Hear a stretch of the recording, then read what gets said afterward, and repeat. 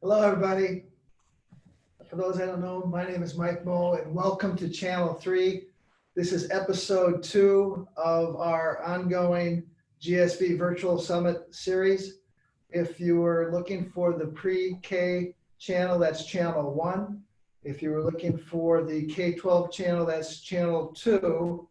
If you want to get there, you can go into chat and you can get the links to be directed to where you'd like to be. If you're looking for Tiger King, you're out of luck, but let me tell you that. Also, I just want to let you know, I wasn't originally supposed to host Channel 3. That was our partner, Deborah Quazzo. As some of you may have heard, she had an accident and broke her jaw. She had that fighting another venture capitalist the other day. Now what happened, she had a freak out and her chin on the counter in her kitchen, but she has her jaw wired shut for the next couple of weeks, so I'm pinch hitting for her. Before I turn over the first panel to Rob Hutter, I also want to remind you at the end of the second panel, which I'll be hosting on Channel 1, we have Mark Brackett, Yale professor, who's going to be doing a session on coping with COVID. So we're very fortunate to have that. So with no further ado, it's my pleasure to turn the program over to Rob Hutter, our moderator. Rob is the founder of Learn Capital. He's an extraordinary entrepreneur, founded a number of businesses. Learn Capital is a leading investor in the education technology space. We're great admirers of Rob and Learn. Rob is, they've invested in companies like VIP Kid, Photomath, Coursera, Andela, and besides being a great investor, Rob's a great guy. And so I'll let Rob moderate the people here, and then I'll be on after the session's over. Thank you. Thank you so much, Mike, and really appreciate that kind intro. It makes me want to say, believe, half of what you see and none of what you hear as it relates to myself, for sure. But it's a privilege to be here. Thank you for making this happen during this extraordinary time. And obviously our thoughts go out to Deborah. I know the jaw issue is especially difficult because of her communication intensity. But I know that we'll be getting a lot of texts and emails from her, and I hear that she's doing really well. So the show will go on, and certainly very excited to be here for this forum. So why don't we jump in and bring some context to this panel, which is one that I'm particularly excited to do. People used to ask me frequently, what was the technology in ed tech? And, honestly, going back 5-7 years ago, reality was ed tech was primarily bringing approaches that were working in other segments and essentially deploying it for the purposes of education, learning, and pedagogy. But there wasn't a tremendous amount of we would call deep tech in the space. And that's changed radically in the last 3 years. And it's tremendous to have this group of panelists here today, all of whom represent companies that are bringing very complex and very productivity forward technologies into the learning arena. And without further ado, I want to go ahead and introduce each one of our panelists. And if you all will, please do a sort of a 30-second lightning intro to yourself and your company, and talk a little about the key technology, the emerging technology that you showcase. So maybe I'll start. I'm just looking here across the view screen. Emily, let's start with you. Awesome. Well, wonderful to be here. Thanks so much, Rob. I'm Emily. I lead the data team at Coursera across data engineering, data science, machine learning. At a high level, Coursera is a three-sided platform for education. And we bring together on the demand side more than 50 million global learners and over 2,300 companies who come to us to upskill their talent. And on the supply side, we connect them with content and credentials from about 170 university and 20 industry partners, so ranging from Stanford to Yale to Google, and teaching everything from courses to degrees. My team in particular is responsible for end-to-end creating value from data. As I think about sort of what is cutting edge or emerging technology, the most relevant is the machine learning work, in particular focused on 3 use cases. One is considering the diversity of our users and of our content, really robustly matching folks with the right content to reach their career goals given where they are today. The second is to support them with high quality learning experiences at low cost. So how can we have fully automated interventions and support systems, as well as human in the loop systems that use machine learning to accelerate instruction? And then third, how can we build bottoms-up skills-based credentials to ensure folks are rewarded for what they know based on the rich assessment data that's generated on the platform, really tying those skill signals to careers. Yeah, tremendous.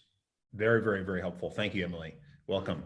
Let me jump to actually, I see, again, I'm looking for my view screen, which may be different from people watching, but I see Damir. Damir, welcome in from Croatia. Hello. Please talk to us about Photomath. Hello everybody. My name is Damir. I'm co-founder and CEO of Photomath. Photomath is probably the most popular and one of the most popular education apps globally. Primary use case is you take a picture of a math problem. So we will understand what it is using AI and some more classical computer programming approaches. So we will recognize what you are looking at or what your phone is looking at. We'll try to understand what it is and show you step-by-step explanation how to solve this problem. More or less, this is it. More than 150 million downloads in the last several years. Using AI technology, mostly in recognition parts, so to understand what user is looking at or what they need help with. And focused on generating content by software. So full stack there from recognition to providing automatically generated content. Yeah, tremendous. Awesome. Well, welcome in here. Good seeing you, sir. Let me shift on to Valerie. Valerie, hello. Good morning. Hi, good morning. Thanks so much for having me here. Valerie Schreiner, I'm the Chief Product Officer at Turnitin. And while many people know Turnitin, they generally know us for our plagiarism prevention business, which really isn't particularly emerging technology. But what we have been involved with over the last several years is we have a team of about 20 ML and AI scientists who are focused on creating efficiencies in the end-to-end assessment process, whether that assessment is an assignment, a quiz, a test, or an essay, using two major sets of technologies in artificial intelligence to make that process more efficient. The first is natural language processing to provide feedback to the student directly, as well as insights to the instructor who may be assessing that text work. The second is image recognition and grouping. This came to us through our acquisition of technology out of Berkeley called Gradescope. Gradescope has a assessment delivery platform that works with either digital or paperwork that's scanned in to group student answers to make the grading and feedback process more efficient for instructors. And I think one of the key kind of differentiators for Turnitin in the way that we're using AI is it's very much about facilitating the relationship that still exists between the instructor and the student rather than replacing it. It's about making that a more efficient thing that still allows the instructor to be really deeply involved in the pedagogy.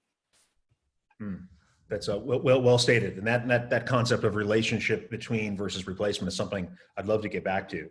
But great to see you here, Valerie, and welcome. Moving down, I see Mike Olson. Mike, good morning. Welcome to the panel. Good morning. Thanks for inviting me. Mike Olson, CEO of Proctorio.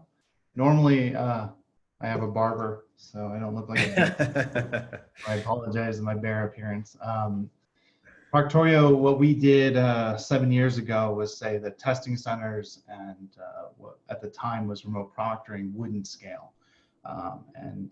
You know, today, most of the people in the space actually still use the same scale technology that they use, and that's using call centers and people.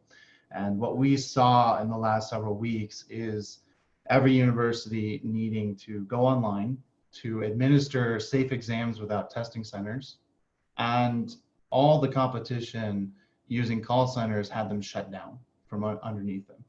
So we had predicted sort of a shift 7 years ago. We kind of figured this would happen over the next 10 years. And basically in the last 10 days, we've seen the last 10 years of jump. What we do is secure exams so they can be taken from the comfort of their home, or given the current situation, virus-free. And those exams are secure, they're monitored, and they're analyzed by computers who can make the final decision and pass that information to the university and say, these assessments were taken with the same integrity as a testing center or as if they took them in your classroom. No, it's tremendous, Mike. Well, this idea that what happened in the last couple of weeks, now accelerates us by years is clearly a topic that we want to spend more energy on. And Mike, mention your company's name. Some people have been asking. Yes, sir. Proctorio.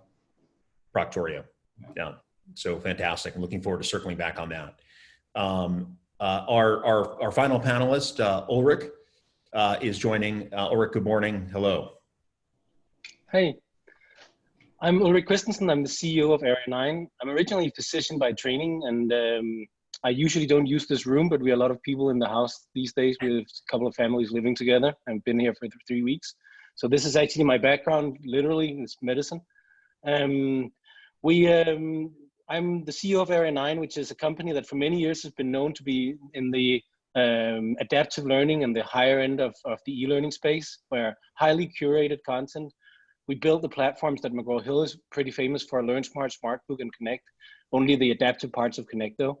And have built, on my watch, it was about 1,400 curricula on it. So full 1 semester, 2 semester curricula. And since then, I think they've built several hundred more. Lyceum is our 4th generation platform, which sets itself apart in a number of ways. We're quite far into it now, have the Danish state as our main investor. And we work in everything from K-12 through professional education. A large part of the hypothesis is we really work a lot with companies and have signed a couple of hundred corporate clients, large scale corporate clients. So we work with high impact learning, the learning that really needs to work. And ironically, like with Mike's company, the last 10 days, a large part of the world has realized that learning actually needs to work when it's happening remotely. So we've released a number of products, and among other things, like we've certified, I think about 65,000 laboratory professionals to handle COVID-19 and are now training people on ventilation skills. But we work across everything. So medicine is just like a pet project of ours. Wow. Right now, pretty though. A very important pet project though, and tremendous that Area 9's been able to really help with the solution. Ulrich, welcome in this morning as well. So as we turn to some topics to kind of really dive into, just one real kind of stage setting point that many of our panelists have already kind of raised, which is we're kind of living in the future, and it's a future that we have been hoping and planning for, but in many cases it's really being accelerated. And I think the most obvious point is that we have over 1 billion students currently at home being homeschooled. In most of the world, we're all doing this remote work. And learning is occurring in the same context. And when we look at the world from Learn Capital, one of the simplest ways to talk about what's happening in our space is the digitization of learning is real.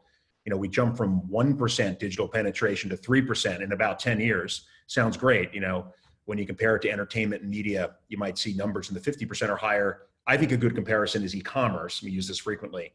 E-commerce's penetration of retail, right? And this is also a pre-COVID number.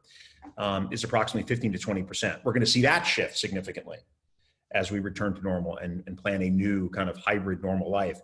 E-learning, unlike e-commerce, depends on far fewer things. We don't need logistics. We don't need warehouses. We don't need drones dropping packages on people's homes. We can do a lot of what we need to do with learning with the technologies that all of you are currently producing. And so when we think about what the future holds, we were predicting 3 to 9%. Now, the real question is it 3 to 30%? Is it 3 to 40%?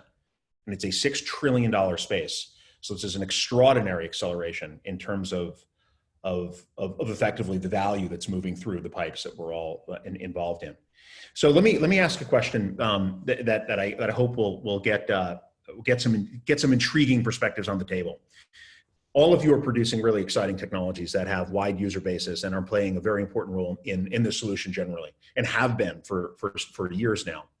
You know, in normal times, what I'd like to understand, and we'll set this up, we'll talk about now and the future, but in normal times, what do you think were effectively the headwinds that you were facing, despite great adoption?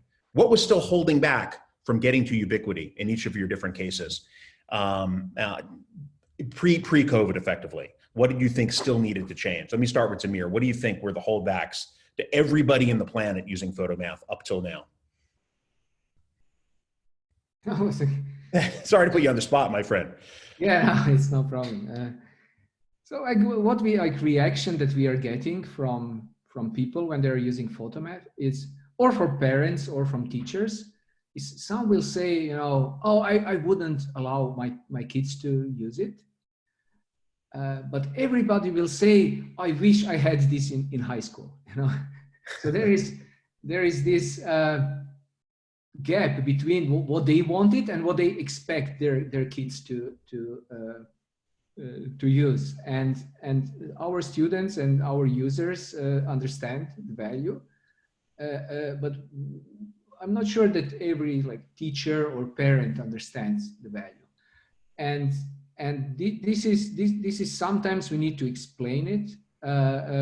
Sometimes they will be, as I said, they will have different criteria for what they would like, and what their kids would actually like or want to use. So this is sometimes this was one question, and then we heard questions, of course, like always, is this a cheating tool, or actually is it a learning tool?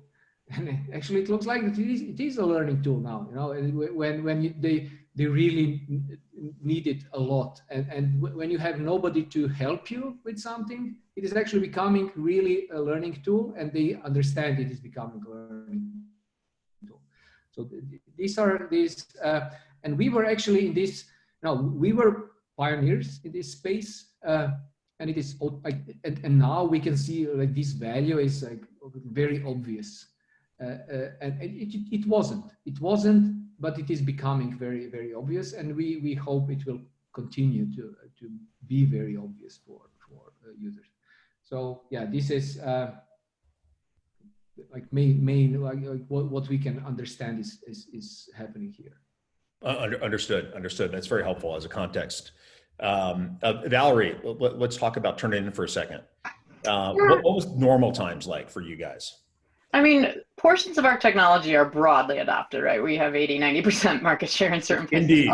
Yeah, other portions far less so. And I think, I mean, honestly, the barrier, if you will, is just inertia. I look at someone like the College Board with the AP exams. College Board AP exams have been delivered in proctored environments with physical proctors on a piece of paper and then shipped in cardboard boxes around the world for people to sit around banquet tables and grade with rubrics on whiteboards. That's how that process takes place. And it's taken place that way for years. And the grading process is on paper and manual. The delivery of the assessment is on paper and manual. The proctored process is with a physical human in a physical room. And all of a sudden, guess what? The AP exams are fully online and digital this year because they have to be. And I don't know that anything other than that was going to make that change happen, given that we're in 2020 and the plan was still to deliver them on paper in physical rooms. So I think, it was just a forcing function. And before that forcing function wasn't there. Right. Wow, it's tremendous. Well, for anyone, thinking about AP tests going all digital overnight is huge. And that very much makes it vivid, I think, for any of us. Tremendous, yeah. Well, speaking of proctoring, maybe I could turn to Mike. Mike, you spoke earlier about how the radical change was so obvious in a couple of weeks because of moving from call centers to remote. I mean, maybe add a little more texture to that, if you will. And what were that fundamentally the type of market forces you were up against prior to COVID? Well, prior to COVID, you have the concept of testing centers, the brick and mortar buildings. Right. And the companies that control that industry, it's about a $900 million a year revenue sort of industry. You got Pearson VUE, Prometric, and they're physical testing centers, and they basically sell fear. They sell fear. They sell these wigs with transmitters in them and things like that, and they scare all these institutions into, you have to use a testing center, you have to use a testing center. In higher ed, that has kind of shifted away. Instead, you have the existing companies that sell the same fear, but they do it with the remote proctor. You have to have a human there. There has to be a human, someone in some call center watching somebody through the webcam while they take their exam in their bedroom. And, you know, that was sort of in higher ed, the thing we were up against. And now that it's not possible for them to do it, it's like Valerie said, they're forced to actually adopt our technology. And they're doing it tremendously. Final exam period is starting. This time last year, we would maybe do 30,000 online exams a day. Yesterday, we did 170,000 online exams.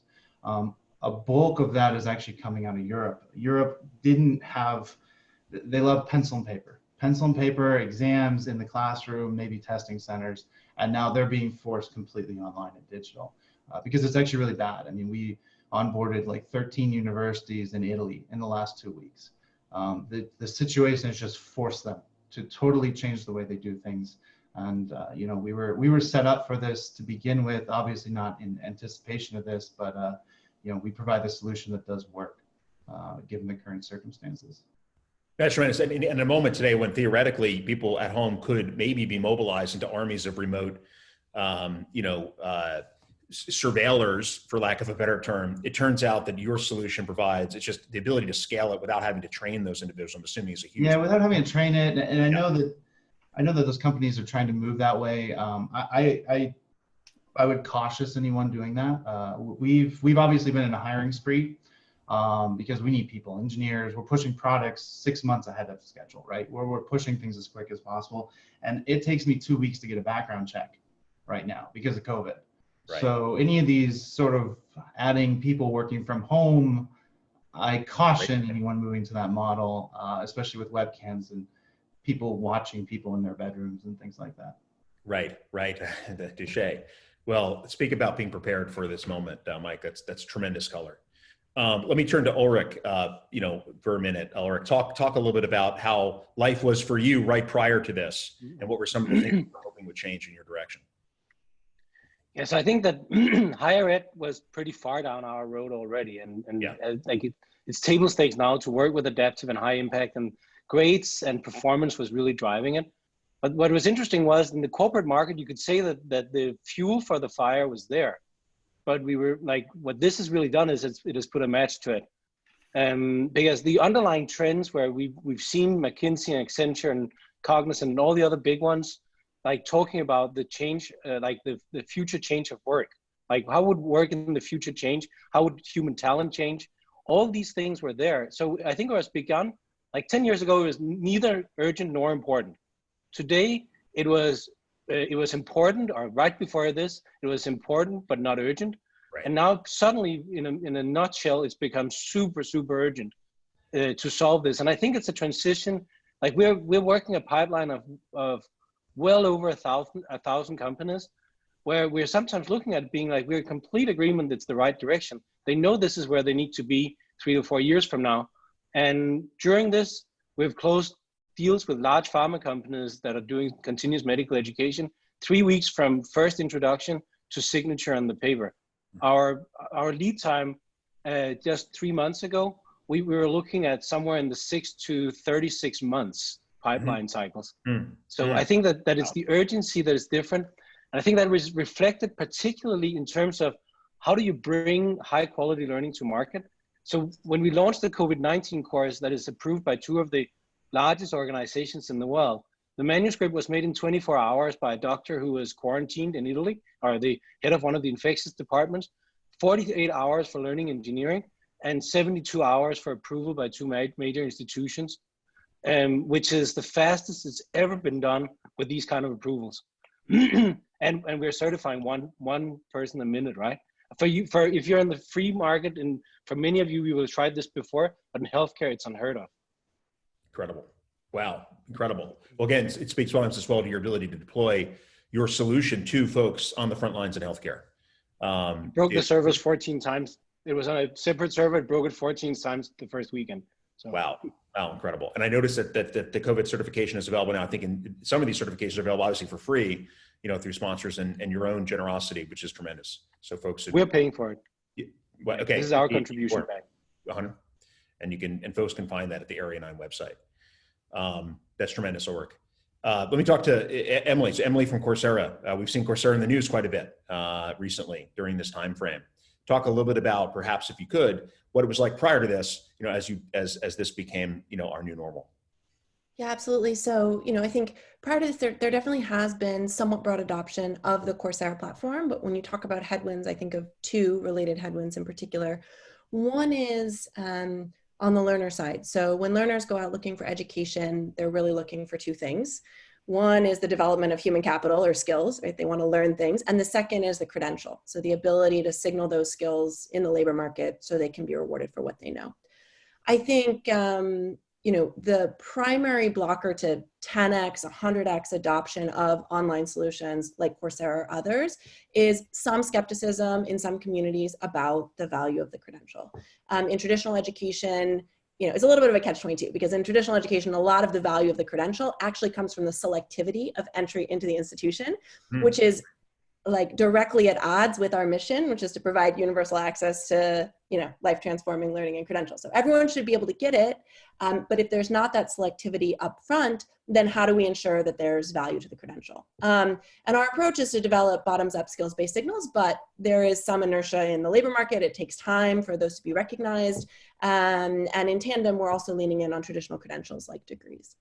I think the second primary headwind outside of the fact that it takes time to build up trust in credentials is just on the university side. So again, some of the inertia that Valerie mentioned, willingness of universities to put more content online. I was talking yesterday to a provost of one of the US's best historically Black colleges. The institution has 10,000 students. They're not yet a Coursera partner. And he said, look, right now of my course catalog, about 2% is taught online. I would like 35% of that to be taught online by the fall. Historically, I would have said, hey, 4% by the fall, move gradually, but now is really the moment. We need it for our on-campus students. And so I expect that once institutions and in particular faculty have experience teaching online for their existing students, it'll be easier to expand that to new demographics of students globally in an online context. 100%. And Coursera is bringing a variety. You talked about the trust and credentials taking time. Coursera is bringing a variety of credentials above and beyond what would normally be seen as either degrees or certificates. Is that right? Yeah, absolutely. So our perspective is for some folks at some points in their life, they absolutely need full diploma-bearing degrees. So we have about 14 degrees live on the platform. They range from, bachelor's in computer science to a master's, like an MBA or a master's in public health. But not everybody needs a degree at all points in their life. Some folks need a professional certificate or even a gateway certificate. They don't yet have a college degree, but they need something that makes them job ready, for example, to be a Google IT support specialist. At other points, folks just need to be able to signal that they have some incremental skills, and a course certificate or a specialization certificate is sufficient. And so we're really seeking to meet the needs of a variety of different types of learners at different points of their life with a range of credentials. Yeah, very, very helpful. Very, very helpful. So we are starting to get some Q&A. So folks, feel free to ask in the Q&A bubble, the modal there on Zoom, and we're going to turn to Q&A from folks in just a second. I have one quick question. If folks can respond relatively quickly on this. This is a question I think a lot of people are interested in is, here in particular, companies are all experiencing various forms of acceleration during COVID, obviously, in some cases radical. Talk a little bit, brief, if you will, about how you manage your organization when everyone is basically home quarantined and you have to respond to sales inbounds, trying to close contracts and so forth. So maybe provide a little texture on that. Maybe I'll jump to Mike first. Mike, you talked about how rapid you've been, signing up and deploying. Yeah, so it was actually a nightmare. We have a very strict work from home culture, anti work from home. Not that I'm not hip enough to support it, but we most people within our organization have access to certain sensitive information, things like that. There's source code for engineers and quality assurance. We say, look, you want to be at home, you just take the day off, right? No vacation sort of hour tracking. Given that, it was a complete culture shift. No one in our organization had ever worked from home before, and so we had to deploy all sorts of security protocols, deploy equipment, put in a system of monitoring people. I mean, we're checking in on people to make sure they're not sick and they have the things that they need and access to. So there was a huge shift there, and at the same time, we were receiving, I mean, we have a lead form on our site. It usually gets maybe 20, 30 leads a month. In the last 3 weeks, we've got 1,900. So going through qualifying those, every playbook we had is out the window. We had to completely rewrite everything, new processes for going through that. It's been a nightmare. I think most things have stabilized. As far as our customers, I think, they didn't really notice it. It was chaos inside the company. Scaling wise, we're deploying tons and tons of resources, like I said, in Europe. We had to open 3 new data centers out there just to support the load. We never saw the sort of demand we're seeing in Europe. US, we were, final exam period, we were ready for this. It's just now every day is final exam period. So that's been sort of our struggle. It was people trying to keep people positive too, because I mean, everyone is operating, unfortunately at like 14, 16-hour days. And then they're forced, right? So we have a customer experience team, they're forced by the customers to be on and fill their calendars and things like that. So it's not like I'm there with the whip cracking it. They're being forced by the customers that they're trying to support. Understood. There's a famous song from the band called The Smiths, or I think it was Morrissey, part of my lack of pop knowledge, called Every Day is Like Sunday. I think in COVID, people are saying every day is like Monday, right? There's no break. We're working all the time. One of the many things we'll be happy to exit from when COVID moves back. Maybe Ulrich, talk a little bit about how things are working with Area 9 as you go. So for us, it was the opposite of Mike. We were almost 100% virtual. Many of our programmers we've never met. They've been on the payroll for over 15 years, and we've never seen them.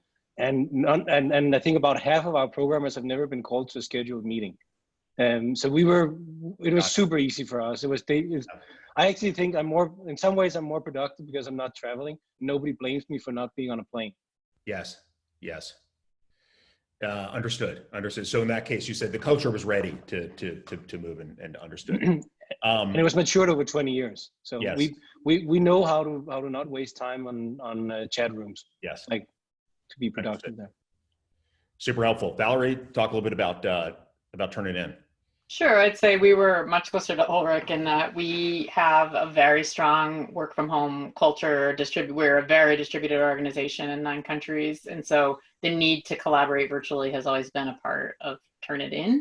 I think we have had to scale systems more in the way that Mike was talking about around customer demand. So, we were holding webinars about how to use Gradescope for assessment, and where we might normally get 400 or 500, we had 1,600 people last week at a Latin American webinar about how to run an online assessment.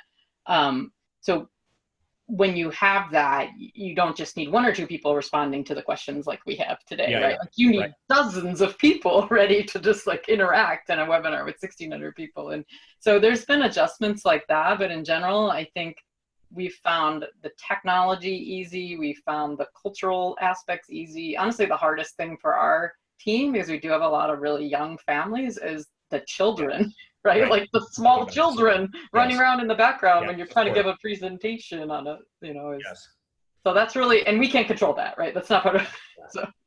Well, they're welcome, say, right? It's a new normal, right? Children will enter this panel possibly. That's very helpful, Valerie. Emily or Demir, anything particularly noteworthy on this topic of culture? How do you manage during time? Yeah, so I'd say in the cases of products or business lines that were already up and running, we went to remote work relatively effectively. People were invigorated by the opportunity to provide our service to more folks. We're seeing on the order of 8x increases in registrations and enrollments in, our core courses and specializations. And that's exciting and motivating, and those teams already know how to work together. So working together remotely is relatively streamlined. There are sort of two pressure points in those existing businesses. One is on the infrastructure. So keeping the site up, making sure the data systems all work at scale. Our recommendation system actually can't accommodate the scale of net new users coming in real time. So how do we refactor and how do we do that on the fly?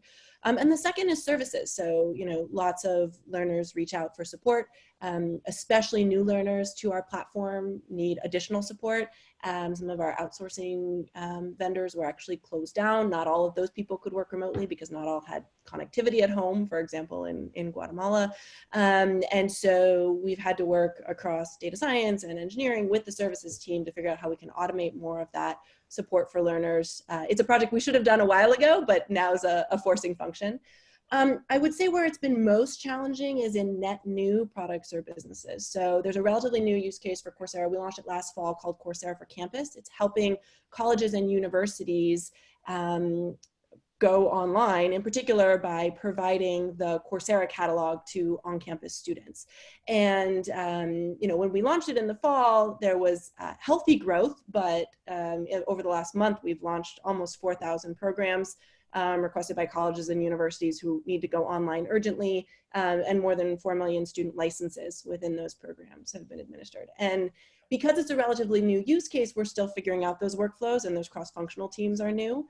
And so, for example, my team realized that we could use natural language processing to map on-campus catalogs to content available on Coursera and use that to help those schools move online faster with existing content. But then how do you deploy that? How does that become part of the sales cycle, the customer success cycle, the support cycle, when these teams and these initiatives haven't worked together as closely? So right. I think it's just, it's good growing pains, but it's a little bit of growing pain. Understood. Yes. Huge. Net new products. That's a really good insight, are harder to do in this context. Damir, anything to add here before we go to our lightning round? It is just this is actually speeding up we are preparing a content contributor network that is actually online. Right. So it is actually speeding up these processes. We were infrastructure-wise, we were actually ready because most of our processing is done on device, and this was a decision we made a long time ago. So we can scale without almost any issues. And culture, it is not easy, but we are also more or less, we were ready to do it. There are some challenges, but for us, it was actually quite easy. Yes. I don't know, it's still okay, so. Yeah, you guys are also managing multiple offices around the world as well. Yeah. Cool. So listen, I want to do a lightning round. Then I want to take some questions, or at least consolidate some of the questions we have. A couple minutes left. So lightning round is basically this. So we've talked about the acceleration that's clearly happening as folks are forced to effectively suddenly be all virtual, all remote learning. So the question is, 10-year out future to the 1-year out future, or is it the 5-year out future? What do you think, how many years do you think we've gained through this crazy unprecedented experience in terms of online learning? Let me start with Ulrich. How many years? 10 years, 5 years? What's your view? 5 years. And I think it's because we were close, and that's looking at the corporate education space, because I think we were relatively close to the tipping point already. But I think it's in that scale. Understood. 5 years. That's a good answer. Valerie, what do you think? I think it varies by sector. I look at it and I think of, for our market, prestige institutions that always relegated online learning to sort of those people. I think it's 10 years for them, because all of a sudden they can no longer relegate online learning to some alley. For midline universities that have been exploring online but aren't really sophisticated at it, maybe 5 years. And obviously for the SNHU and Western Governors of the world, they were already there. They're actually just raking in, the joy of the fact that their model has been validated in a lot of ways. Right, 100%. Makes a lot of sense. So it's different depending on the segment, the sub-segment actually in this case. Emily, what do you think? How many years have we gained? I think it's up to the several hundred people on this call. I think by default, we will have gained 5 years. And I think if we respond effectively if we deeply understand the new and emerging needs, and if we build products and services to meet those needs in the online context, then we could easily make it 10 or 15. But it's up to us, and I'd encourage us not to just stay the course with our existing roadmaps, but really think about, you know, how can we step up to meet this new demand? Great. Mike, do you want to add to this? No, I agree with everyone. The only other thing, like Valerie said, that depends on the segment. I would say region as well. Okay, good point. There are parts of, I think, Africa we've never even been talking to that we're now engaged with, moving things online. So, and like I said, Europe, huge for us. We got 2 offices in Europe, and as it turns out, I mean, there's with GDPR, they can only contract with an organization that's actually in Europe. Right. A lot of what we do, privacy related, privacy focused. So it was a good thing we had those entities set up there, because that's the only way we can contract and administer exams. Yeah. Otherwise, if we were just a US company, it wouldn't happen. So that's an interesting point. Very interesting one. Very interesting texture. Damir, how many years do you think we've gained on this? 3, 5, 10 more? Oh, difficult to say. For us, it wasn't really. Our students are already there. The question is, are parents and teachers? Yes. So I think like students are already there. They want it. They want to use it. And for parents and teachers, we think this will actually accelerate things. Difficult to say how. God, how many years? Right. Yeah. Understood. Well, to your point earlier, with everyone out home and needing help on all these worksheets they've been given, you've seen that acceleration. Yeah, and there is anecdotal evidence that we can see parents and they're saying, okay, like Photomat is now really helping a lot. And they're like, so there is anecdotal evidence. Of course, we see clear usage growth, like significant. So in affected countries, Italy, for example, is like also #1 for us in terms of growth. Which is really interesting in its own right, and perhaps not surprising, but very interesting. So I want to turn to Q&A, and obviously this has been very provocative discussion. So we're going to have a couple of minutes. Obviously, wish we'd have more. So in this case, I'm going to go through. There's probably 1 or 2 questions that seem to be thematically connected among folks that have contributed to the Q&A modal, and one of them is really this question of. Touched a little bit on it through Mike and Emily's points and Valerie's points as well. As this idea of, there's a lot of inequality out there. Access to broadband, access to laptops. We've seen that some of the largest districts in America have literally decided not to do remote learning because there's social equity issues involved and they can't guarantee quality across all different income brackets. What do you think is, tell me your point of view about that facet of this, that there's inequality that we're suddenly dealing with as we push from 0 to 100% remote. Who would like to jump in on this one? Well, I mean, I think the answer is not to not do online learning, but is to figure out how to mitigate the inequality, right? Whether that's, we've seen districts here locally via donations move to 1-to-1 overnight, like get devices out to all the students. Now there's still access and broadband to deal with, but solving some of those basic inequity challenges is, part of what I'm excited about, the fact that those things are going to get advanced quickly because they have to be. And then I think, I'll just leave it at that and let other people comment, but I believe that we will do the right thing now because we have to. And I think it's a great opportunity for us as a nation. Mm-hmm. Well put. This is flipping the question on its head a little bit, but I think we're also going to see a dramatic expansion, unfortunately, in inequalities in the labor market. And we're already seeing that, right? We all are in tech and there's increased demand for our products. And by and large, our employees are able to work remotely. And that's not true for service workers, and that's not true for people in the bottom half of the income distribution. And so I think part of our responsibility also is to figure out how we can develop the right and deploy the right educational solutions for folks who are soon to be unemployed, and thinking about not just reaching them through their universities or through their high schools, but also potentially through governments as sort of broad-based workforce development programs is going to be something that the ed tech space needs to think about increasingly urgently. That's well put. Well put. For ed tech to turn around and try to solve that problem effectively. Right. Okay. And I think that if you look at the corporate space, I think it's easy to get confused because we have our kids running around at home and only think that education is K-12. I think one of the things we've seen the last few weeks is that it's also part of the solution. 3/4 of the laboratory professionals we've trained have been in India and the Philippines. in areas where they normally don't have access to education, and where they will have a substantial impact. And we're expecting to train tens of thousands of people who would otherwise not have a chance to learn how to operate a ventilator. So I think that some of the classic reach discussions about e-learning will suddenly, as long as we stay committed to stop selling snake oil, as has been one of the criticisms of our industry, that if we can solve the reliability issue that Emily also brought up, that in the past, can you really trust that when we do this, it is at par or better with what we've otherwise been doing? And I think if we solve that problem, I think we can counteract some of that inequality, particularly when we look outside K-12. Right. Very, very helpful. Well, I wish we could have this conversation continue for the rest of the day. There's a tremendous amount of interest and intensity among the work you're doing, among the panelists, among the questions that we're getting. But unfortunately, all good things must come to an end. We're being told the next session is about to start. So I want to thank our panelists and welcome in Mr. Michael Moe back to the stage. Thank you all for your contributions this morning. Thank you so Thanks, much. Rob. Cue the applause sound effect. Thank you so much. Thank you. That was a terrific panel.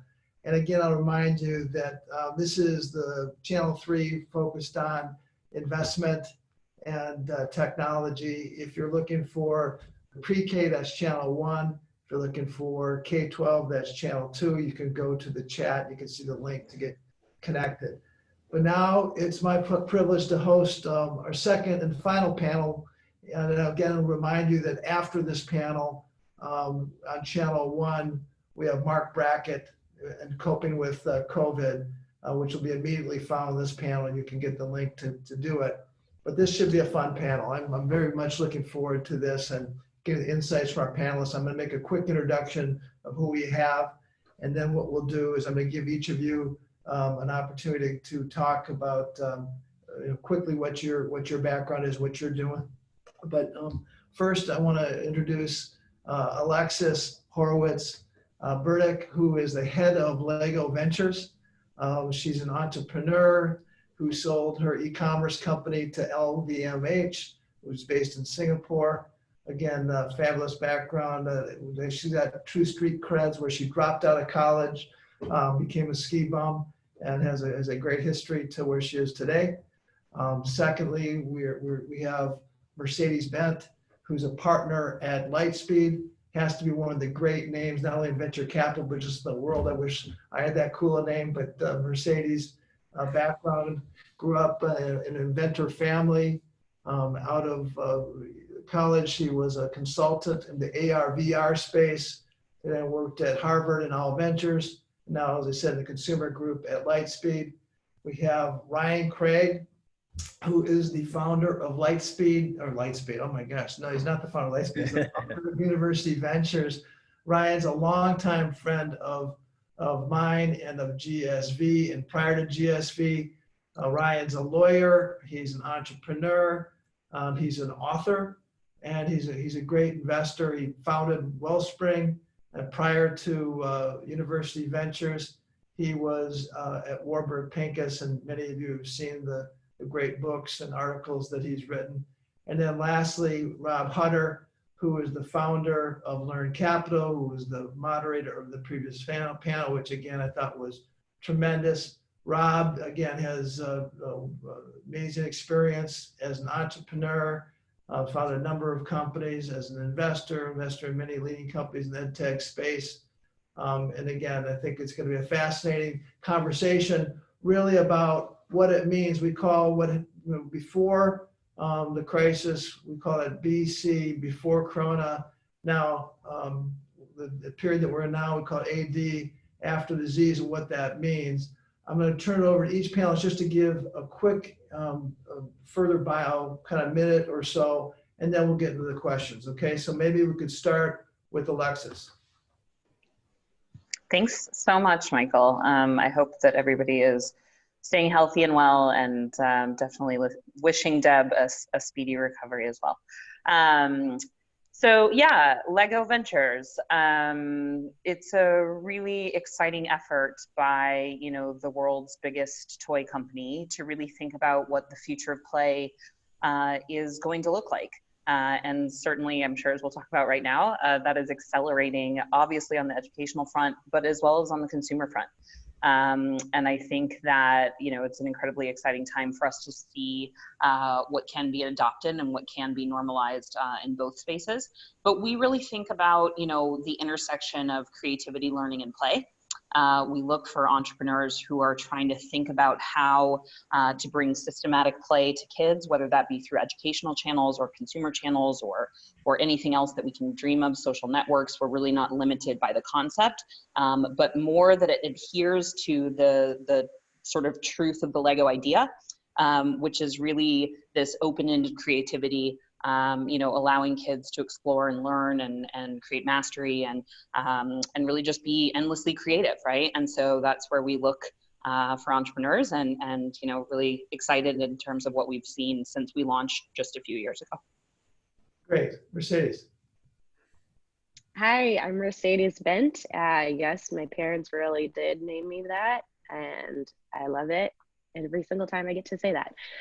And yeah, my background, well, Lightspeed, first who we are, we're a pretty large venture capital firm. We are investing at about 10 billion right now across all of our geographies, which include India, China, US, Middle East, and Europe. I'm on the early stage consumer team and focused now almost entirely on ed tech and future of work, also focused on consumer and fintech a bit.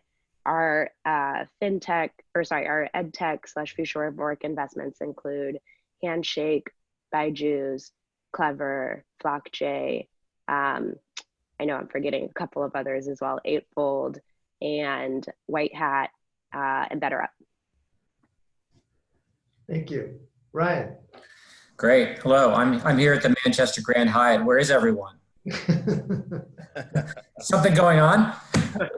Room 3201. Where are you? Okay. It's good to see your face, Mike and Rob and Alexis, Mercedes. Thank you. University Ventures, if you're not aware, we're a private equity firm.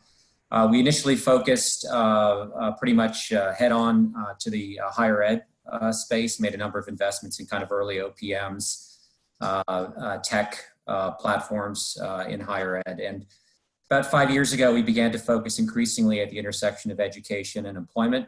And we write a lot about that. And we were fortunate enough to be able to put our money where our mouth is. And so we've been focused the last few years on establishing new pathways to work that may or may not involve traditional universities, but across skill gap sectors in tech and healthcare.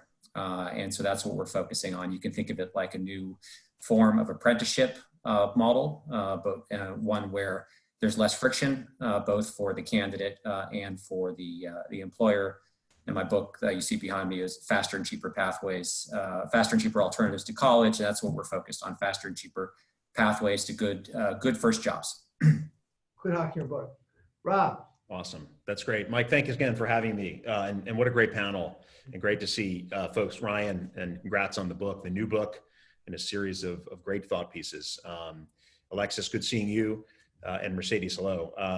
Learn Capital has been doing ed tech for about 10 years. I was talking in the earlier panel, back when it started, it was a 1% digitally penetrated segment, rising to a whopping 3% as of our 19 tabulations. And obviously what's really interesting about right now is it going from 3, post-COVID to 30, 40, 50. I mean, unlike e-commerce, we don't need warehouses or logistics or, automated supply routes and so forth. We can actually just do what we're doing, we believe, by more of this type of technology. So we're super enthusiastic about this. And our focus is, similar to other folks on this panel, looking at what's new, what's innovative. If there's any sort of distinct theme behind Learn Capital's interest, we kind of like to, if you will, throw the ball along and kind of find opportunities that have, sort of the cliched transformative impact. But we'll take those bets, more frequently than others in terms of opportunities that still have, I think, tremendous durable value, but different types of risk-reward ratios. So in that regard, maybe similar to classic VC trying to do this in ed tech space, which I thought for many people was probably an impossible dream. Even for us, when we really started out, it was like, wow, this is taken a while for this surf to kind of pick up. In the last 5 years, as all of us on this panel know, and Mike, the companies we're involved with, what a 5 years it's been. So now we say, what a 5 years it's going to be, is kind of my impulse. And honestly, one last intro comment I'll make, I don't know if other people feel about this, we chat about this in our partnership on our Zooms, is, it's one thing to think about all the companies we're currently involved in and the acceleration that might exist. It's another thing to think about the creativity that is going to blossom in the EdTech entrepreneurial community in the upcoming quarters, as people wake up, think about what they just went through, and create bold new visions for companies that are, to some degree, completely unimaginable from where we sit today. So that's what I'm really excited about. And Rob, that's great. And that's what I hope we can cover in the next 40 minutes or so that we have with this panel, because I like you, think that what's super exciting that basically as a starting gun went off. I mean, we've had this shift that's been going on for 20 years, which has been tremendous, but this new world that we're entering, I think, is quite exciting as it relates to the creativity and the entrepreneurs that are going to come here with breathtaking ideas. I want to first get your perspective. I'd be curious, because everybody doesn't share my perspective. I believe a starting gun went off. You have 1.6 billion students that just got thrown in the deep end of the pool. Some are going to sink, some are going to crawl to the edge and say never go back in, but many are going to be, in my view, kind of adapting to digital learning. And we'll call this the dawn of the age of digital learning. The genie's not going back in the bottle. And you talked, Rob, in the previous panel, just alluded to now, this kind of shift of $7 trillion of learning spend. You have 160 billion currently in digital learning. How much of an accelerant do you believe this is to the future as it relates to what we're experiencing now? Do we really believe this is going to be, the trends that we've seen in the short term, do we think that's going to be sustainable and continue? Or do we think we go more or less, regress back to the mean? I'd be curious, maybe Ryan, I'll ask you first, but everybody please participate with this. I'd love to get everybody's point of view. Yeah, sure. No, look, I think what we've seen now is unprecedented. Obviously, are we going to have hundreds of millions of students online a year from now? No, we won't. But it's pretty clear that traditional schools must have a digital strategy, both for delivery as well as for, and I think this has been overlooked, the whole range of support systems and ancillary products and services that, particularly at the higher ed level where we're focused, we call it the bundle, the degree that you're paying for. It's not just instruction, obviously. There's a whole set of things we focused on. Career services, for example, and so how are schools helping connect students to employers now in a world where there's no on-campus interviews, for example, where there's no internships.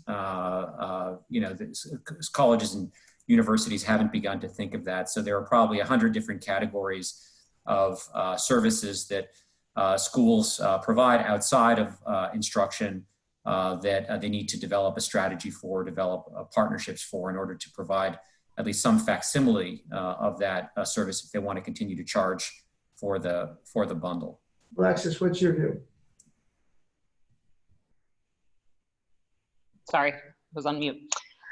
Yeah, so I mean, similarly, I think, we've got companies in the U.S., with like Thrively, Homer, who are both in the portfolio, who are seeing, just a tremendous uptick in demand at the moment. And similarly with a lot of our companies in China, our investment Hualala really took off some months ago. And so interestingly, we were looking at how they were adapting and what kind of services they were offering to their customers. And it was really great to be able to connect our portfolio, sort of as things were changing.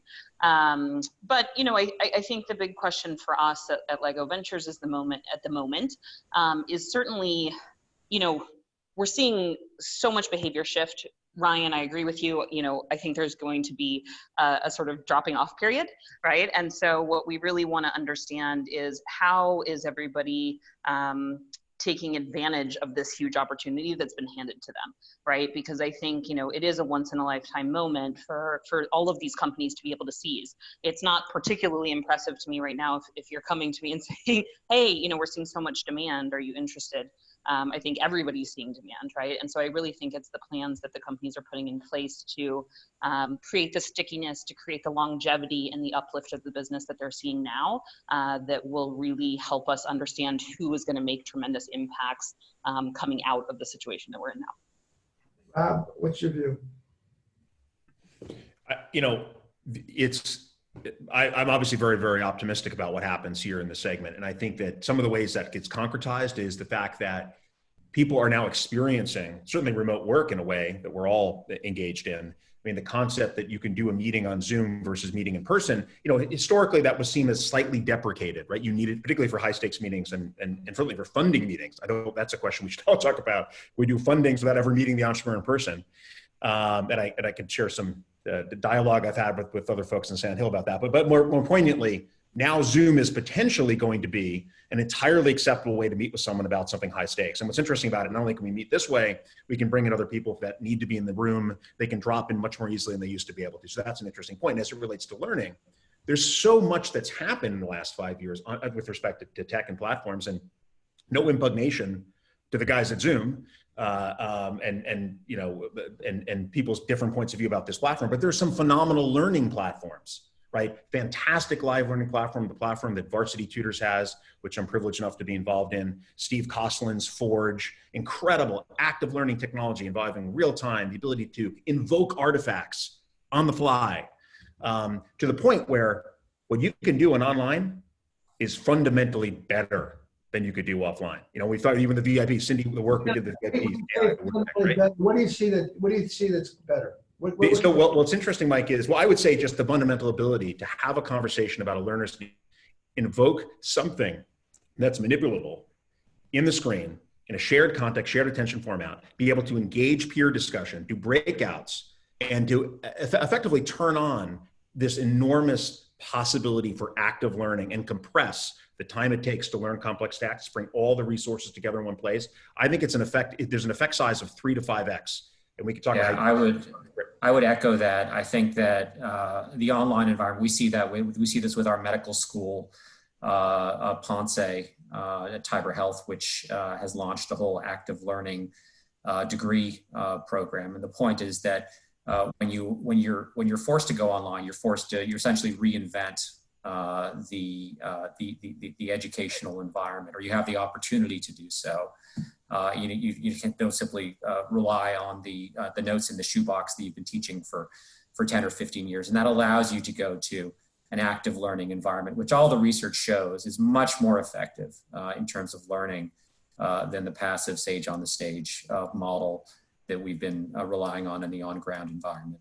Yeah, I think that is the awesome gift that we've just been given. You've been basically forced to reimagine what you can do and how you can actually do it better. And I agree. I think that's the fallacy that somehow it's a compromise that you're going to the online environment. I actually think in many, many, many ways it's going to be superior. It's just literally getting used to how you do it. But as soon as we start to think about what you can actually do, it's going to be extraordinary in terms of what I think the achievements are. Yeah, and I think let me just add that I think we've been hobbled because for the last 20 years, online learning has, in an attempt to strive for legitimacy, has tried to replicate all of the facets of the traditional classroom environment, right? The lecture, the discussion, the weekly assignment, and really to its detriment. I mean, that is not an active learning environment.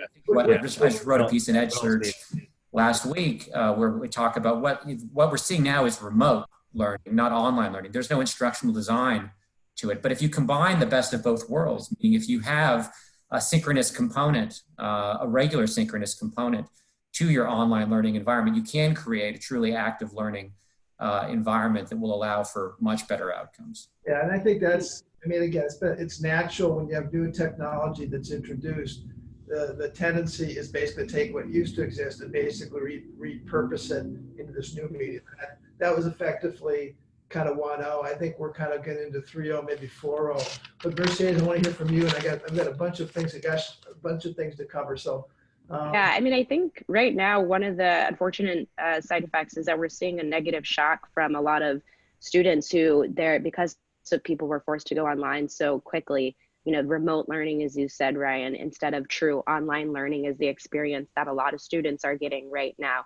And you can, you know, tell they're not engaged by looking at some of the absenteeism rates that are going up. And, you know, I think I looked at something the other day in the LA school district, LAUSD, you know, absenteeism is up 4 or 5 times its normal rates. And there's students that maybe even higher than that. There's students that they haven't heard from, like about 15% of students that they haven't heard from, period, for 3 weeks since they went on lockdown. But I do think that some of the better experiences people are getting right now are on the, you know, out of school, out of institution side, the ed tech companies. You know, you're seeing language learning, tutoring apps, K through 12 content companies that are seeing 3-4x spikes that parents and students weren't used to. And I think those experiences were built for online, so they are getting people a good experience. Great. I want to talk, you talk about engagement, and one of the things in terms of trends or ways that I think you're going to see things emerge in this world of different ways that people acquire knowledge is learning by doing things that they enjoy doing. And so you look at Legos, I think it's, if I've gotten my Danish right, I think Legos means play well. And, you know, thinking about how Legos thinks about the future of learning, what I call invisible learning. And Rob, I'm going to come to you in a second because of your background in the gaming world. How do you think playing, what kind of role do you think playing and digital games and so forth and physical games are going to play in the future of learning? I'm sorry. Yeah.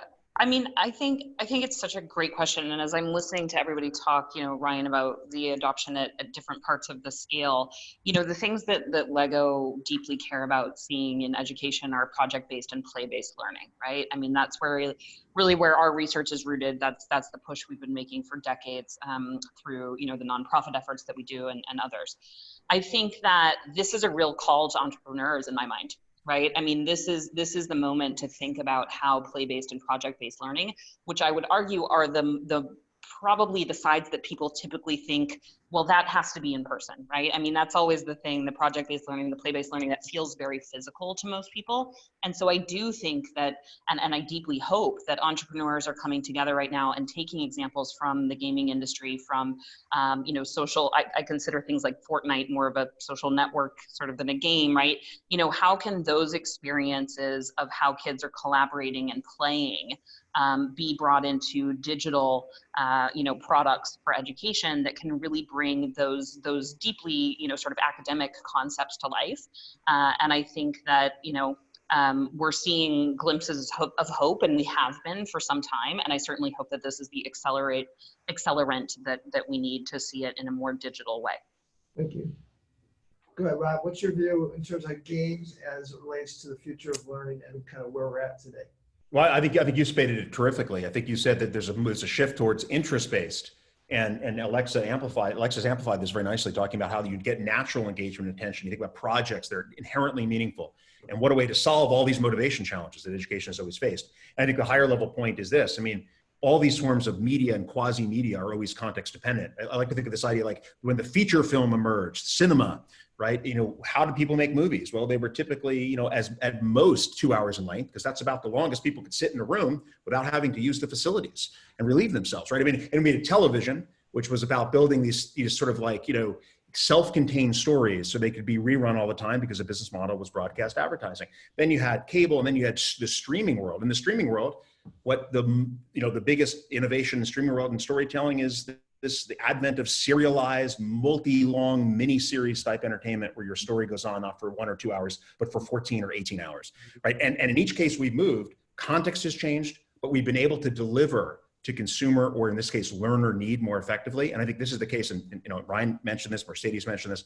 Fundamentally, the point is, hello, we're in a different world. There's a different set of context factors. Let's change this thing. Let's not make it what it was back in the olden days. Let's not make this a 2-hour cinematic version of a stage play, you know, in the origin of filmed entertainment. Let's do something that's magically capable today, and let's make it even more capable of essentially addressing the learner or user need. And in context, we have a much better product that's delivering much more value. I think that's the opportunity. Rob, in 5 seconds or less, are there any companies today that answer that what you just said in terms of the opportunity? That are really embodied today from an opportunity point of view? Well, Mike, that's a difficult question to ask. You know, I'd say it's the opportunity for. I think let's put it this way. I'll turn it on its head if I could. That is the challenge for all the companies in our portfolio and the companies that are being dreamed of right now by entrepreneurs at home. Okay, yeah. Look at what you can do and build a solution for a world where people are finally able to accept online, not as a poor substitute, but as the new better. Yeah. What would you do to fully address learner need? Engagement, play-based learning, project-based, self-motivated behaviors. What would you do? I think that's the question I'd throw out, and be very excited to look at people responding to that. I'm going to ask, we're going to get into that a little bit more detail. We're getting questions from the audience, which is awesome. You know, if you want to ask a question, please just go up to the upper right. If you, well, it depends, I guess, on your computer, but we're delighted to answer what questions we can get to. If we can't get to them right now, we'll try to get back to them later. I want to get back to this kind of engagement theme, because you can't learn if you're not paying attention. And Mercedes, you know, you have a background in augmented reality and virtual reality. How do you think that's going to play a role in the future of learning and entrepreneurs that are coming up with ways that people are acquiring knowledge and be effective with that? What do you see with the potential for augmented reality and virtual reality? Yeah. They also have a background. I also worked at General Assembly for 5 years, well, a little less. And one of the things I think about a lot is the intersection of VR, AR, XR, and career mobility and how people reskill and retrain. I think one of the most successful areas for reskilling and the intersection of XR right now is, well, there's 2 areas. One is in simulation training for high stakes environments. So think about, you know, surgery and, you know, working with deadly pathogens. Also, VR is a great company doing work in the VR space targeted toward the medical field. And then also thinking about manufacturing and floor work. Now, a lot of places are obviously shut down right now, but there's companies like Upskill and other XR companies, looking on the name of one of them right now, that are working to help workers say, okay, this is what I need to do step by step, and integrate and guide their learning and speed up what they're able to do. So I think those are promising, and I think we'll continue to see more of those. You talk about simulation. Rob, you were a founder of a company called Ryan that Coursera bought. Maybe you just want to touch really quickly on what they do and what you see the opportunity for that type of experience to be in learning. Well, I think it's thematically consistent with what you're talking about, and Ryan brought up earlier, and Mercedes just echoed, which is, look, the more we bring real context to people and deliver that at scale, the much more powerful it's going to be. Not only motivationally, because you're doing something that feels meaningful and it's real, it's not some abstract exercise, but here's the crucial part too. It transfers, right? To use the learning nerd term of transfer, the transfer between the training environment and the reality of exercising that skill is very, very high when you're doing authentic work. And a case like Rhyme, the basic idea was this: you know, it's very difficult to learn how to use software. Very common software. How do you use different types of software? From Autodesk, using Salesforce in different ways. How do you create a mechanism to take someone's best practice for using that and then clone it thousands and tens of thousands, hundreds of thousands of times, and enable people to learn for real doing that project? In that case, the technology lets you do it through your browser and accessing a virtual machine farm. But the takeaway is fundamental. If we can shift people's learning of how to do something meaningful, how to run digital advertising campaigns, how to analyze the results of those digital advertising campaigns using a series of tools, and not only just do the abstract version thereof, but actually let them go hands-on, right? Wow, does that transform the capacity to do what I call extramural or non-on-the-job training, and make non-on-the-job training as powerful as OTJ? It's enormous. It has a huge engagement and impact, Mike, as well as effectiveness. And obviously, I completely agree. I'm going to go to you, Ryan. You know, you touched on it in the introduction, and you look at a lot of innovative things that you've done, and it's really kind of this bridge. We call it higher ed, H-I-R-E ed. You know, and this kind of bridge between learning and earning, and a kind of an evolution and shift that you're kind of pioneering. Why don't you talk a little bit about more what you're doing, what you're seeing, and what you think some of the opportunities might be? Well, yeah. I mean, look, I think there are two stories here. One is the massive acceleration of remote or online learning that we've covered. The second is that we're going to have 20, 30 million newly unemployed and underemployed workers.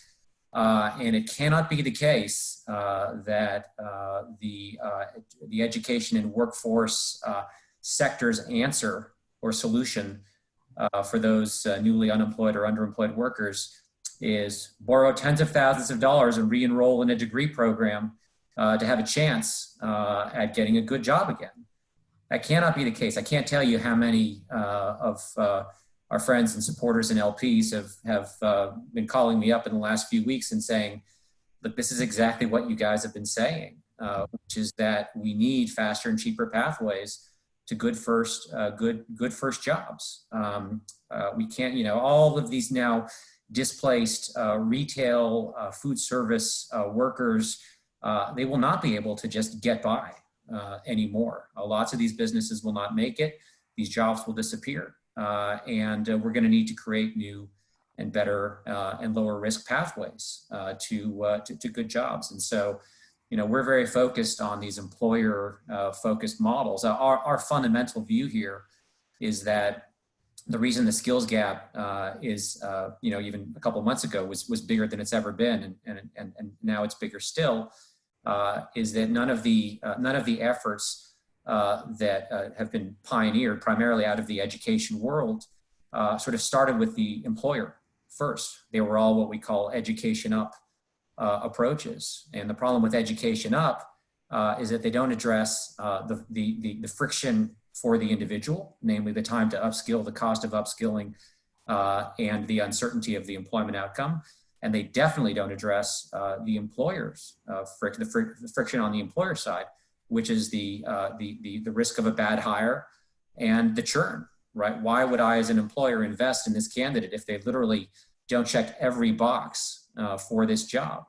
You know, it's not worth it to me. So that's why we have all these unfilled jobs, 7 million before this crisis hit. So we think it needs to start from the employer with an intermediary that essentially absorbs the risk from the candidate, absorbs the risk from the employer, and provides a new product to the employer, which is purpose-trained talent on a try before you buy basis. And we're doing that across a range of tech and healthcare sectors where there's a clear skills gap. And in so doing, for the student, for the individual, we've created a friction-free pathway to a good first job where they're paid from day one instead of paying and taking on tens of thousands of dollars in debt. I want to keep on pushing on how technology is going to play a role in terms of both creating opportunities and creating better offering. You know, artificial intelligence is kind of like the Loch Ness Monster to me. Everybody sort of says they've seen it, but it's hard to kind of pin it down how it's played a role in learning. You know, my sense is we're at an inflection point here as well. What are your views in terms of the role AI is going to play in terms of offerings, in terms of whether it's courses or whether it's smarter ways to link people with their skills and the opportunities, personalized learning, and so forth? I mean, you know, I'm just going to throw it out maybe to the group, maybe Mercedes, if you wouldn't mind you giving your perspective on that and kind of go around just quick. There's a bunch of we're getting questions, lots of questions. So I want to make sure we get to the questions, but if you could just quickly give what you think about how AI is going to play a role today, if there's a specific instance where you're seeing it's already making a difference. Yeah, and I've been looking at the questions too. There's a lot of great questions around how we're changing our investing right now too. So I'd love to get to those as well. In terms of AI, I think, you know, I always think of AI in education as the holy grail being if we could get to some world of personalized learning where every student had, you know, tailored plan that the AI was able to adapt to understand what they're succeeding at versus not. To be frank, I still haven't seen an amazing solution in personalized learning that has hit scale.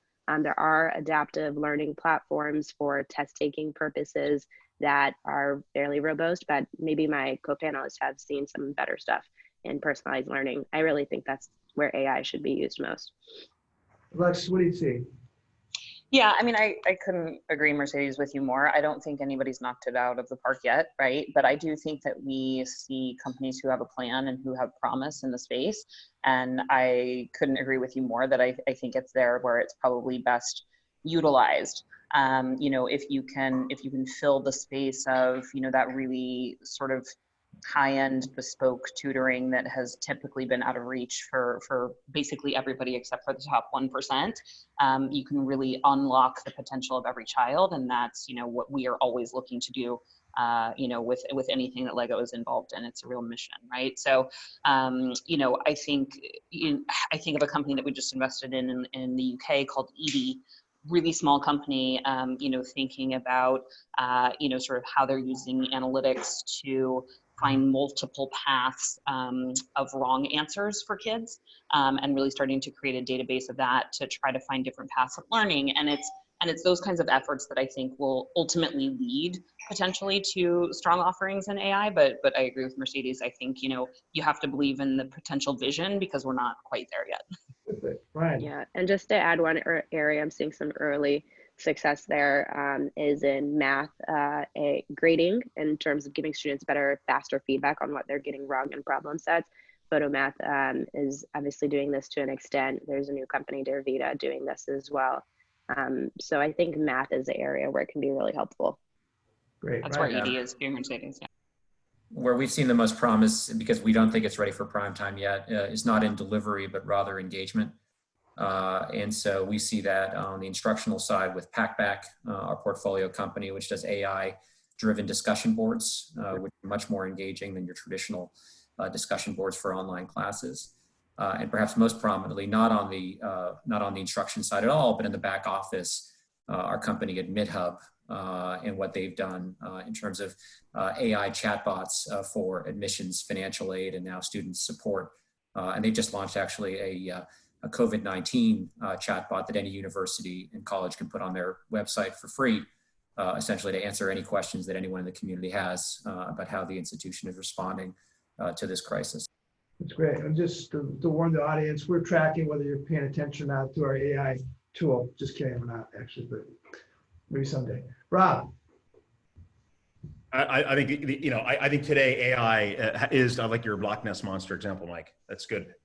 You know, look, I think we have seen education take advantage of this in certain ways. I mean, we just had Ulrich on our panel earlier at Area 9, a fantastic adaptive learning vendor, and, you know, enabling to connect through bodies of content in different and much more intelligent ways. I mean, I think in our portfolio, some interesting, exciting things are VIP Kid. We use AI essentially to adapt individual modules within a 20-minute segment, content that will come up based on what a student has done in the past and what they're doing live. Varsity Tutors, another one of my companies, collaborated with Carnegie Mellon to bring out a really, really interesting way to take a diagnostic test so we can help place a student with the right tutor and help the tutor understand the student's needs. And essentially take a diagnostic test that might take 30 or 45 minutes. And using a set of technologies that we were licensed with them, we're able to get that down to approximately 9 to 13 minutes. So a 1/3x improvement, and we hope to be able to get down to just a couple of minutes, which is an enormous breakthrough for our ability to then route that person to the right individual. But actually, I'd like to conclude with perhaps the most kind of, I think, exciting one, and you know, Alexis kind of queued this up for me. Think about Photomath, what Photomath is doing. So today, with Photomath, you take a picture with your phone of a math problem, and it breaks down the steps. And to some degree, the steps themselves are instructive, but what's really exciting is a product they're releasing in a couple of months, which is effectively, it's called Teach Me, or the name is still being configured. And effectively what it does is it takes the problem and it literally then teaches the student, including, and Demir's gonna kill me for saying this publicly, but including with voice interactions, right? And what we're trying to do is enable that type of one-on-one attention, as Alexis pointed out, that normally would only be possible with a human being, that no matter where you are in the world, is gonna cost, you know, double-digit USD per hour in many cases, suddenly available, right, in sort of our introductory concept for free to, we hope, you know, billions of people in the world. Unbelievable and really exciting proof case of how, you know, AI is materializing in 2020 to do pretty impressive things. And Photomath is amazing. And one thing you did really kind of our companies, yeah, was when you take the picture, it instantaneously comes back with that, and the opportunity for this kind of personalized AI tutor is just extremely exciting. In that we just have 6 minutes left, I'm going to ask each of you to be as concise with your answers as possible so we can get to a few of these. I'm going to combine a couple of questions. One question is, are EdTech investors funding now, or are you on break because of what's going on around the world? And combined with that, can earlier stage companies break into the market now, or is it, basically large companies are going to dominate? So are you funding companies today, or are you kind of wait and seeing? And what do you think about the young companies coming into the market? Is there an opportunity where you guys basically going to dominate for the immediate future? Ryan, what's your view? Are you guys? Yeah, we're open for business.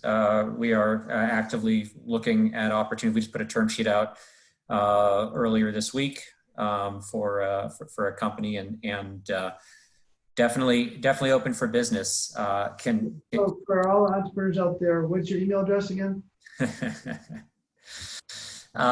You can come through the website, but no,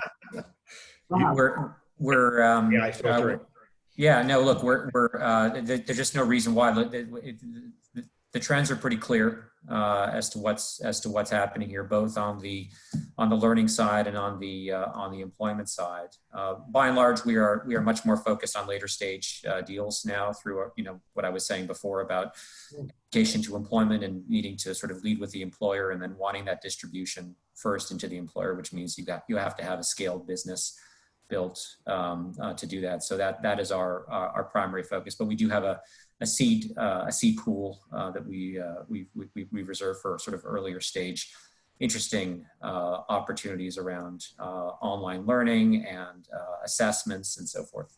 Rob, you guys investing? Yeah, we are. We just closed a deal last week.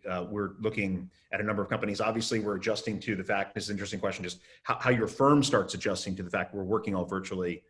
Questions were raised about whether VCs will be doing investments with groups that they've never met in person, perhaps, or not necessarily, not where everyone has met and then done the traditional partners meeting. That's a very interesting question. I've heard different answers from different folks. I think we'll find out whether that's true for us relatively soon. I do think, look, the compass needle is going like this on valuations, and this is a real big question that everyone's asking, is how you think about valuations today, how you think valuations will rebound in a couple of quarters. This is all the sort of the voodoo part of it in terms of thinking about that issue. And I suppose that it's probably judicious to say for companies that don't need to raise now, right, it's going to be an odd market for all these reasons, including just coordination of decisions. There are those, however, that feel that investing today could be the best thing they could possibly do. And for those cases, which are pretty clear, not only to the company, but to the investor community, when that is clear to both, I think it obviously can be an important time to bring capital onto your balance sheet and start to invest in growth. Yeah. So, yeah. Alexis, are you guys looking at invest in this environment? So I'll be the contrary. We are not investing right this second, right? But that's really a short-term position for us. As you know, we are an off-balance sheet investor. We're not tied to Lego, which is usually wonderful. And we have an evergreen fund, and that's usually wonderful, except for when you're part of, a huge set of organizations where you really need to take a beat and understand, who's going to need what. Our commitment as a long-term investor to any company is to our existing portfolio. And the Lego network of companies is broad, and so we need to ensure that we have all of the firepower lined up to ensure that they do well through this period of time. And then I think we will look at different opportunities. I agree, Rob, with what you were just saying, valuations all over the place. Again, everybody's seeing a huge uptick. So, if everybody's seeing it, the question is really who does what with it later. And so, I think certainly from that perspective, we don't want to be overly opportunistic, and we really want to see sort of the outcomes that entrepreneurs, sort of enable post normalization of whatever normal looks like after this, right? That said, I think that, that's a really short-term position for us anyway, so it's fine. But to your other question of whether or not entrepreneurs can come into the market right now, I think absolutely. Never are there better moments when people are experiencing so much of the same pain, so much of the same problems, so much of the same friction for there to be an explosion of ideas. And so I think just because an industry might look, heavily incumbent from the outside, don't let it dissuade you. There's so much room for innovation. I think a lot of what we talked about today was really geared toward the secondary as well as the sort of adult learner market. Kids and how we bring play and how we bring creativity into these sort of digitally enabled futures is a huge outstanding question. And, the more the merrier. If you've got ideas, please, find a way to reach out to us. Mercedes, are you guys investing right now? Yeah, I mean, we have sent out term sheets, but I definitely agree that we have slowed down dramatically. The average recovery from recessions, the last 6-7 recessions, has been about 3 to 4 years before things are back up, more like 4 years, before things are back up to the level where they are. My first job was working at the Fed during the last recession, so got to witness a bit of this. And I think that there is space because of that length of time to create new companies. You don't have to exist today. I think there's plenty of solutions that will be created over the next 2-3 years that will be able to grow really quickly. And part of us slowing down our investing right now is that we just don't know where the bottom of this is yet. And so I think that's the question everyone's looking for. So we are still meeting tons of companies. Feel free to email me. I'm mbent@lsvp.com. There's another Mercedes. Don't just email Mercedes at LSVP. And I'm so upset because I've got so many questions for this amazing panelist, but just for the record, GSV is open for business, mm@gsv.com.